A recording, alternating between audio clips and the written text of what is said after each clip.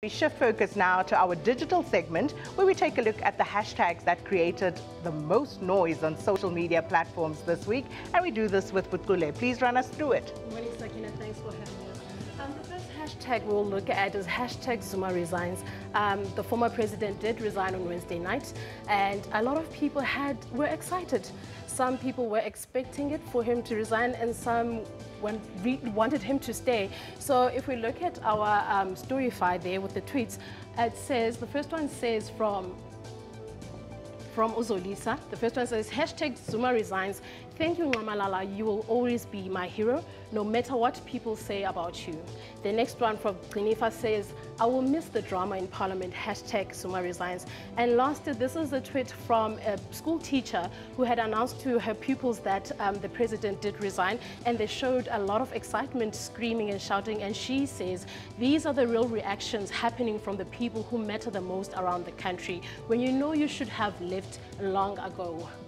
Very, very interesting, but we're not getting into schools and what happens there and what teachers do and children say and parents and the influence that they have. We did ask people on social media how they felt about the resignation, and people showed that 27% did say that there won't be much change. 48% did say I'm happy, 10% said I'm sad, and 15%, is that 15% not sure how to feel about the situation is. And those are interesting numbers there, because evidently not everybody is convinced that there will necessarily be change, Professor Mkletjan. Well, politicians have said a lot of things in the past that never happened. So there's a lot of distrust, really. They still have to prove themselves. Yeah, they made the right noise, but again, past behavior tells us that politicians promise, but they never quite deliver. And of course, this electorate is growing smarter by the day. So what else has been trending? The second hashtag we have is hashtag SONA 2018. So our current president, who is Cyril Ramaphosa, was elected to be the new president, and he did do the SONA speech on Friday evening. So a lot of people say that his speech said a lot of things that the public want to hear.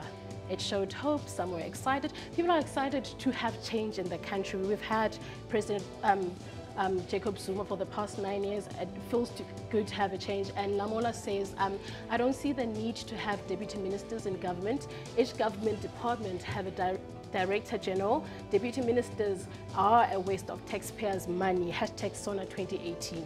That's an interesting one, Sepo Ikane. I mean, if we're talking about a reconfiguration of cabinet.